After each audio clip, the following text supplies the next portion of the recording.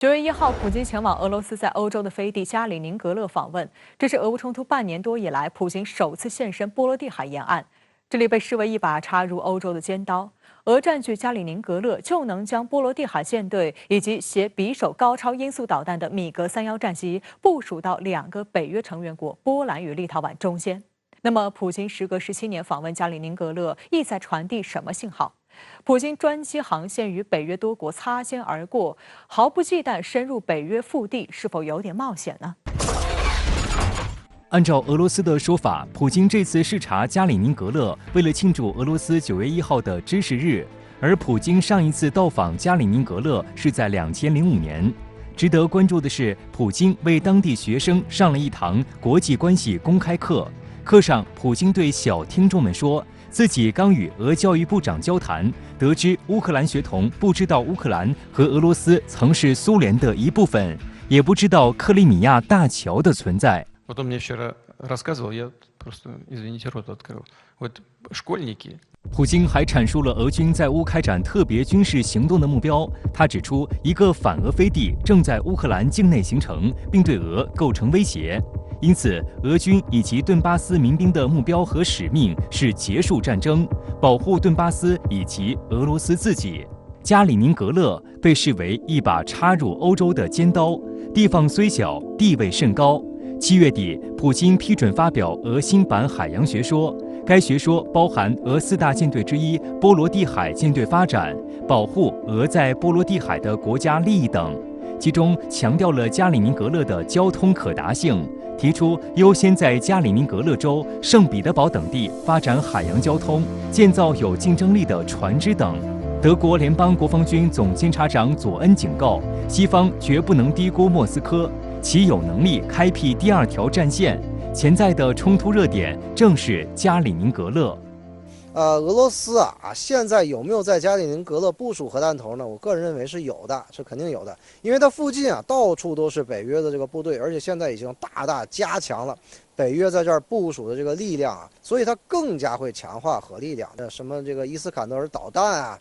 或者是其他的这些，本来加里宁格勒就都部署了。所以现在呢，他肯定会拿出一部分这个战术核武器部署在这里嘛。从军力部署分析，目前加里宁格勒驻扎约3万名俄罗斯士兵，1个海军基地和1支波罗的海舰队，还部署有伊斯坎德尔导弹。它让北约在东欧方向部署的导弹防御系统腹背受敌，威慑力大打折扣。8月，俄还在加里宁格勒部署了配备匕首高超音速导弹的米格31K 战机。分析指出，从加里宁格勒到波兰首都华沙的直线距离只有277公里，用伊斯坎德尔导弹就能够覆盖波兰心脏。因此，新部署的匕首导弹显然有其他更遥远的目标。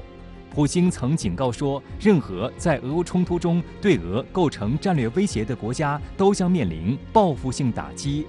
近年来，米格31战机挂载匕首高超音速导弹，成为了俄空天军新制作战能力。如今，这些杀手锏武器已经部署到了飞地加里宁格勒，这里是欧洲的柔软腹部。请教一下王先生，您认为这会对周边的北约国家造成怎样的威慑？在加里宁格勒这样的飞地部署一些具有高技术性能的武器呢，是俄罗斯的一个战略考量。因为目前以俄罗斯跟西方的紧张关系，特别是俄乌冲突的现实环境呢，会让俄罗斯不得不考虑一个问题，就是以北约或者说以欧洲为主的一些西方国家可能会向俄罗斯的边境地带施加更多的军事压力。那么缓解这种压力的一个重要做法呢，就是让欧洲或者说北约也感觉到一些威胁和压力的存在。而搭载匕首导弹的米格31呢，它的作战半径可以达到2000公里以上，导弹的打击范围呢会超出2000公里。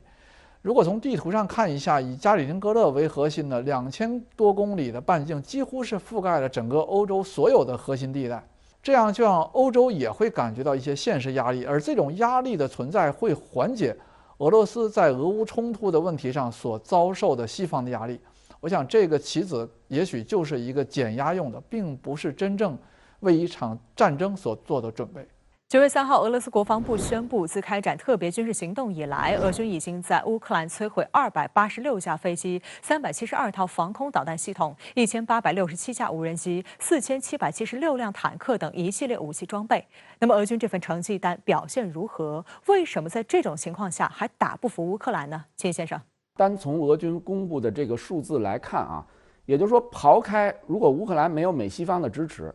那么，其实俄军消灭的这些乌克兰的武器装备，已经足以让乌克兰去军事化甚至于可以说没有美西方的支持，可能到现在这个俄乌冲突已经结束了。这个战事目前观察好像又处于一种胶着状态，双方都没有什么大的进展。我觉得从俄罗斯方面分析，主要有3方面原因。第一方面原因就是说，就是俄罗斯并没有用尽全力去进行这次的作战行动。就是俄军并没有对乌克兰首都基辅进行大规模的攻击，他显然有一些考虑，有一些隐忍，包括可能他想以打促谈，